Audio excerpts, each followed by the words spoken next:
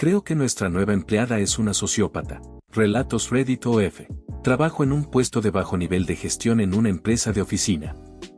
Mi departamento tiene alrededor de 25 personas en total y yo dirijo un pequeño equipo de unas 10 personas.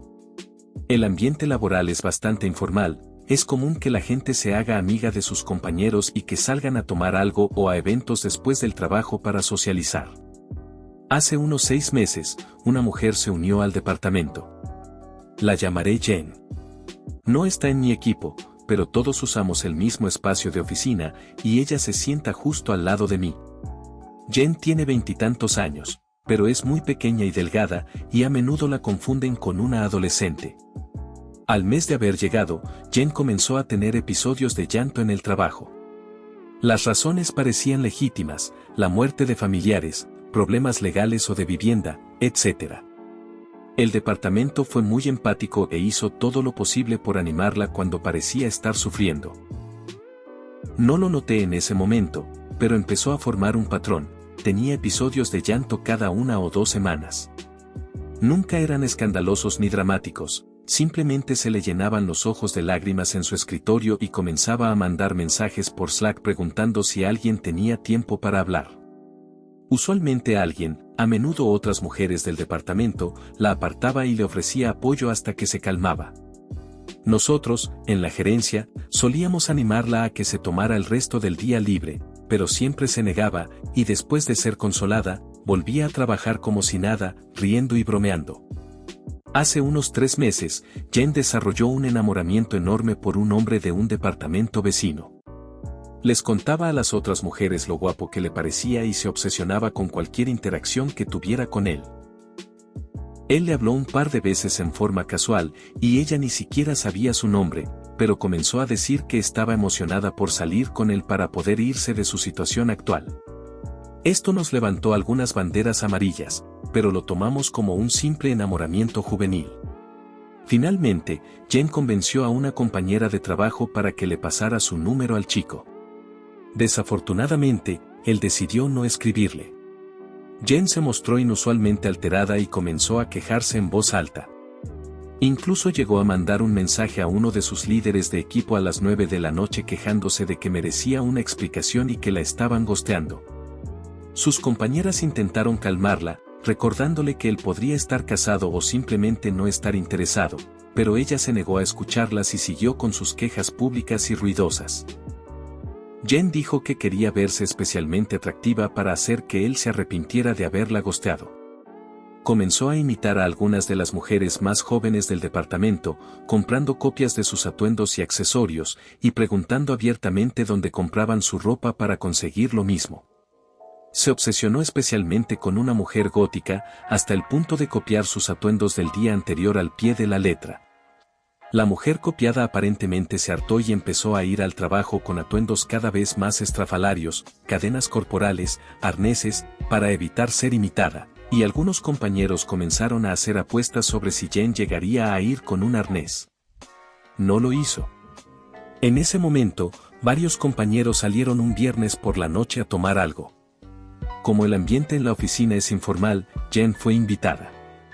Durante la noche, supuestamente se emborrachó con solo 2 tragos y arruinó la velada comenzando a llorar ruidosamente por un ex.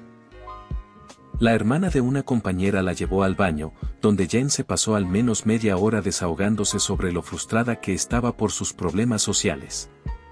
Según ella, la mayoría de las mujeres la odian porque es pequeña y delgada, y no pueden con la envidia. Dijo que los novios de las demás no la dejan en paz. Peor aún, cada vez que otra mujer entraba al baño del bar, Jen la interceptaba llorando y se quejaba de lo cruel que era ser tratada así por su físico. Terminó siendo expulsada del bar antes de las 10 de la noche, y durante semanas se habló de lo incómoda que fue esa noche. Poco después, Jen comenzó a hacer acusaciones públicas contra su crush del trabajo.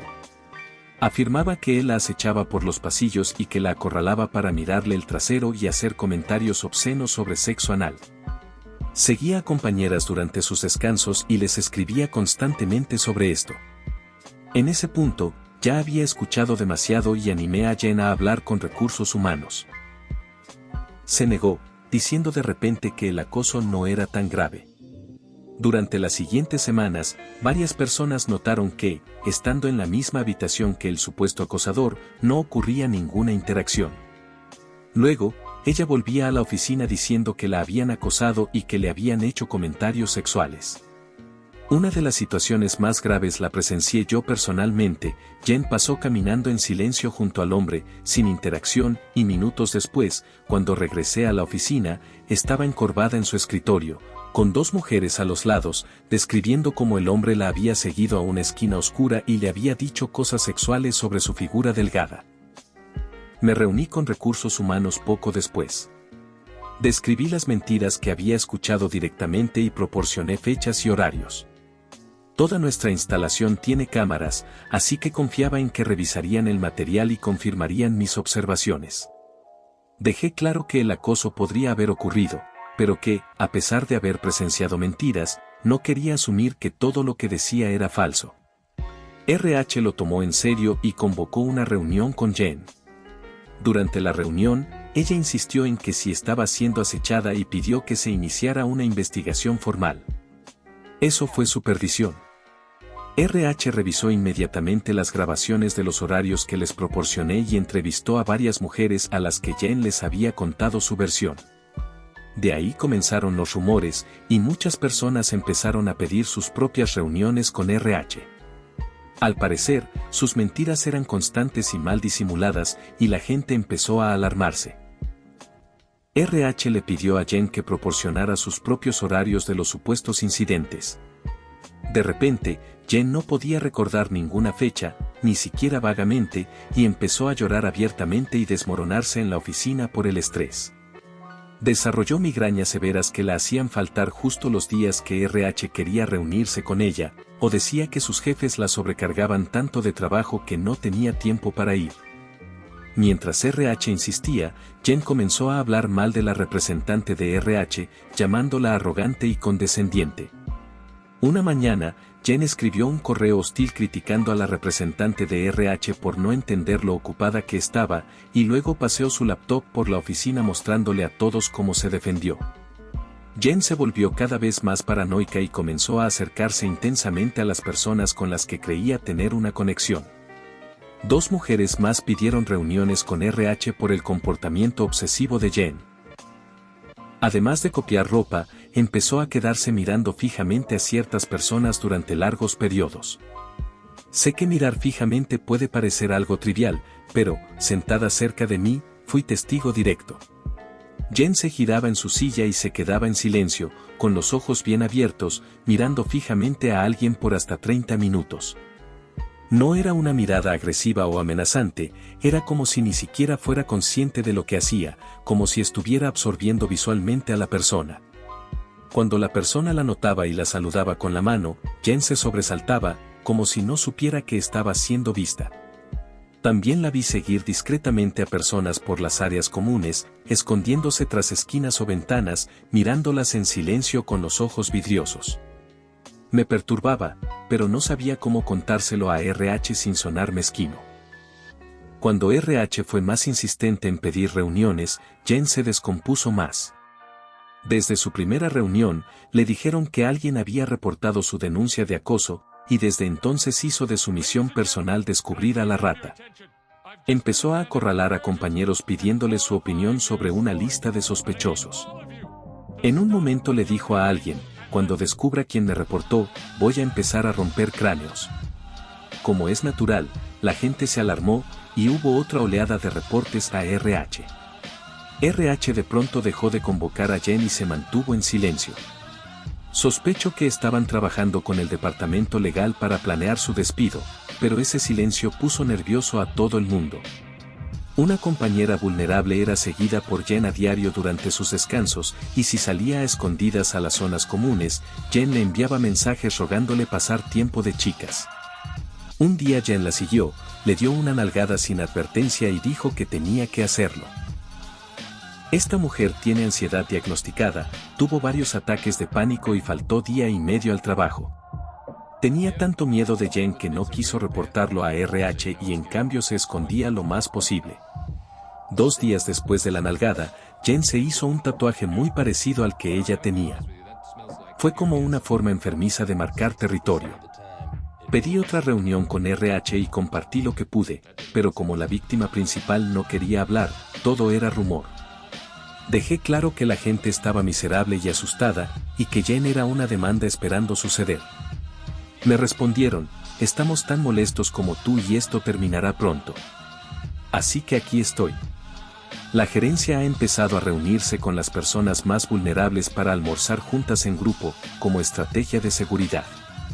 Las mujeres piden que las acompañen en sus descansos porque temen que Jen las siga. Los hombres se niegan a interactuar con Jen sin testigos por miedo a ser acusados. Es trágico y ridículo que una mujer de 45 kilos haya puesto patas arriba a todo un departamento. Tengo antecedentes de abuso físico y mental, y todo esto me ha afectado. Saber que Jen dijo que iba a romper el cráneo de la rata y que se sienta justo a mi lado me ha llenado de paranoia. No soy cobarde, pero he estado tomando licor cada noche solo para calmarme. No avanzo en terapia como debería porque todas las sesiones las paso procesando a Jen. Mi esposa está preocupada por mi retroceso, y me siento profundamente avergonzado. He disfrutado el fin de semana, pero el lunes se acerca. Espero desesperadamente que despidan a Jen a primera hora, y estoy considerando negarme a ir a trabajar hasta que la despidan. Por mi bien y por el de las personas vulnerables del departamento. Hola de nuevo, a todos. Muchos pidieron actualizaciones, y lamento mucho la demora. Las cosas se intensificaron enormemente y decidí no actualizar hasta ahora, ya que había preocupaciones de que esto se convirtiera en un asunto legal. También, me arrepiento de haber usado la palabra sociópata en mi publicación original. Por motivos de continuidad, dejaré ese título en mi actualización, pero ahora creo que Jen sufre de uno o más trastornos de personalidad del grupo B. No soy médico, pero personalmente sospecho de un trastorno límite de la personalidad no tratado, trastorno histriónico o narcisista. La actualización no es tan dramática como un episodio de Succession, pero aquí va. Marca de verificación gruesa blanca. Jen ya no trabaja en la empresa. Aparte del estrés residual, el departamento en general está bien y todos se han recuperado más o menos.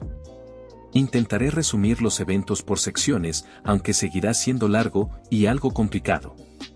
Si alguien quiere detalles adicionales, puedo darlos en comentarios.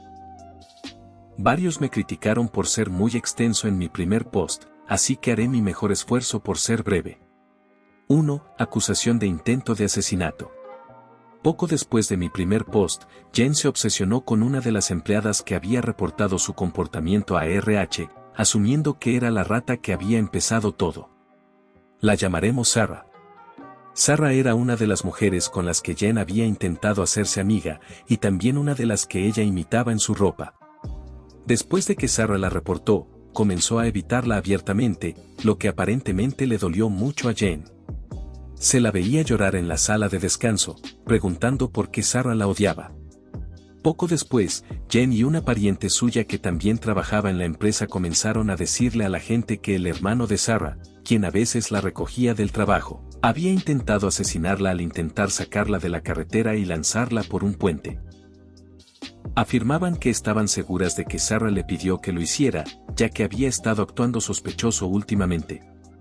2. Robo de dispositivo personal. Aquí es donde las cosas se complican. No estoy 100% seguro de cómo ocurrió todo, ya que la información me llegó en fragmentos y rumores. Mis superiores no me informaron nada directamente. Supuestamente, Sarah estaba muy molesta por las acusaciones de Jen y escribió algunos mensajes bastante duros sobre ella a una amiga. Como ya mencioné, Jen tenía una pariente cercana trabajando también. Ambas vivían juntas, trabajaban juntas y parecían tener una relación muy codependiente, defendiéndose ciegamente la una a la otra. Pues bien, esta pariente decidió robar el teléfono de Sarah cuando ella se alejó de su escritorio, capturó pantallazos de los mensajes que Sarah había enviado sobre Jen y los mandó a RH como evidencia de acoso. En nuestro estado, robar y acceder a un dispositivo personal es un delito. Aún así, RH se involucró, habló con Sarah sobre el tono desagradable de sus textos, y todo se descontroló desde ahí. Me sigue molestando que RH haya seguido con eso, considerando cómo obtuvieron esa evidencia. Hasta donde sé, Sarah no fue sancionada oficialmente, pero el daño ya estaba hecho. 3. Jane escala y se desestabiliza. La gente comenzó a rechazar abiertamente tanto a Jane como a su pariente, lo que solo la alteró más. Jane culpaba a Sarah de todo. De repente, empezaron a circular rumores de que Sarah había agredido físicamente a Jane en la oficina, difundidos por la pariente de Jane, aunque nunca se presentó un informe formal. Decían que Jane tenía demasiado miedo como para reportarlo. Jane empezó a llorar públicamente y a tener ataques de pánico en el lugar de trabajo, diciendo que temía por su vida. Pero solo actuaba así cuando no había liderazgo presente. Convenientemente, solo se derrumbaba frente a empleados regulares. A pesar de eso, la gente seguía evitando interactuar con ella, y empleados de otros departamentos comenzaron a presentar quejas sobre su comportamiento errático. 4. Reportes de agresión física / sexual. Como mencioné en mi primer post, Jane abofeteó el trasero de una compañera por sorpresa. En medio de todo este caos, esta compañera decidió reportar oficialmente la agresión sexual a RH. Y, sorpresa, dentro de una semana, otras 2 personas también reportaron contacto físico inapropiado de parte de Jane. Al parecer, ella tenía un patrón de hacerles cosquillas o tocarles los hombros a otras personas en sus escritorios, o de acercarse y apoyar su cabeza sobre ellos sin permiso. La compañera que recibió la nalgada habló conmigo después de su reunión con RH.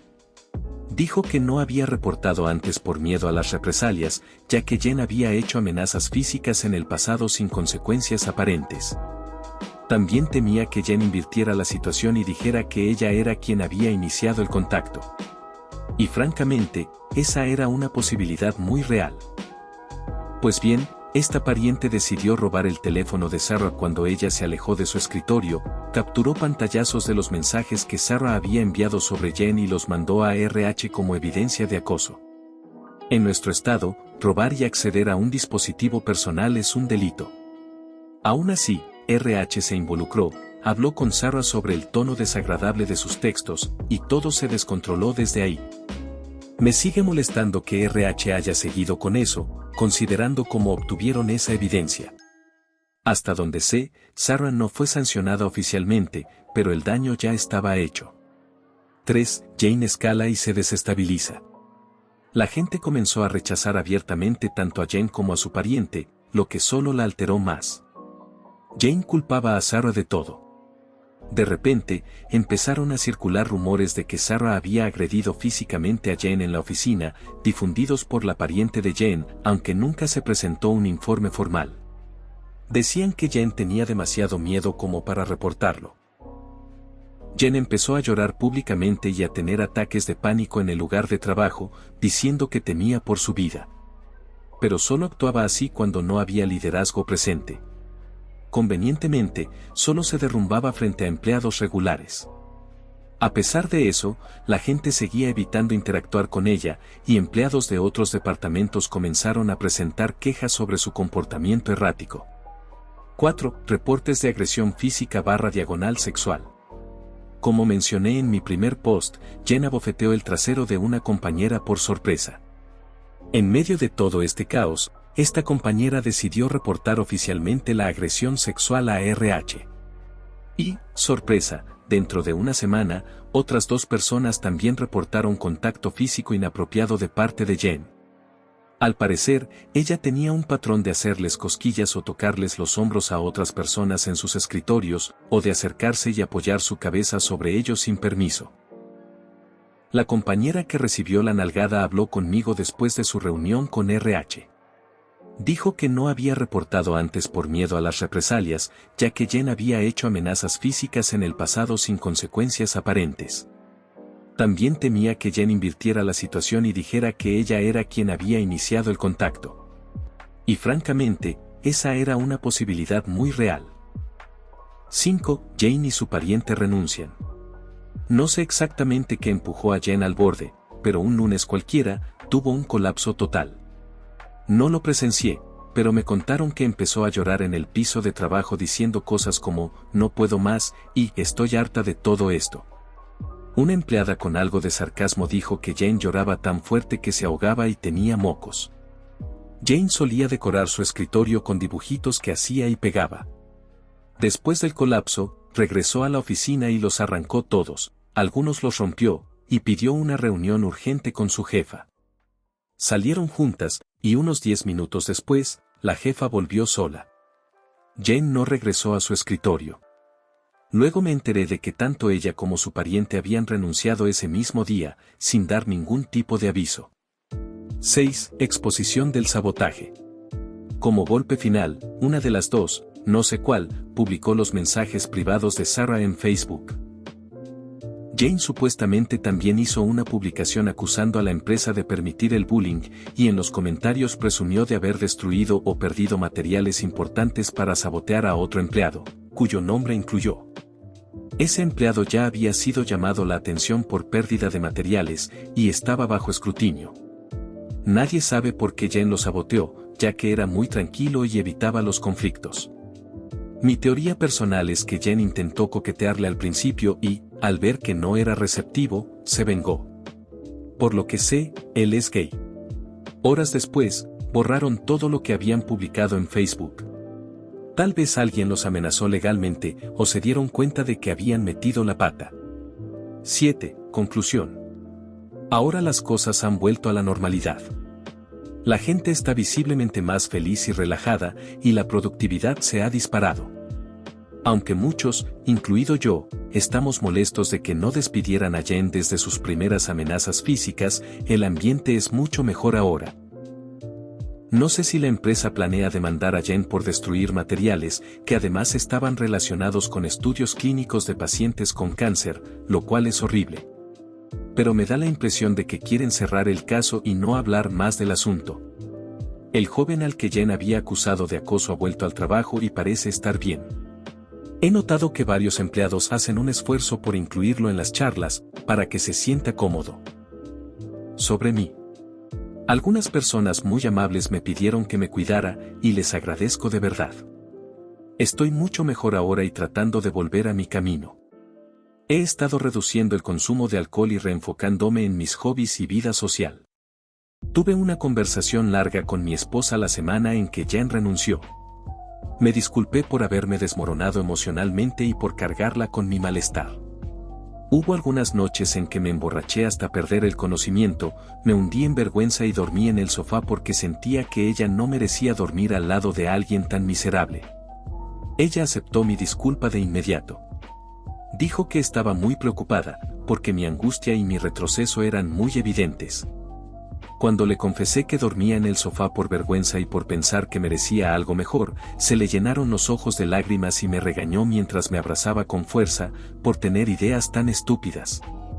Ahora haré todo lo que pueda por desarrollar mejores mecanismos para afrontar el estrés. Si algo así vuelve a pasar, quiero que me afecte menos a mí y a ella. No nos fuimos a Grecia ni esperamos gemelos, pero seguimos en pie. Ella sigue algo afectada, y no la culpo. Estoy haciendo todo lo posible por recomponerme, porque ella se merece lo mejor. No tengo idea de qué será de Jane y su pariente. Ayer escuché que se mudaron a otro estado, algo que ya habían comentado antes.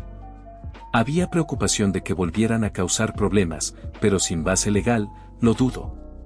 Sin embargo, si Sarah o cualquiera de las víctimas decide emprender acciones legales, borraré estas publicaciones para no entorpecer los procesos.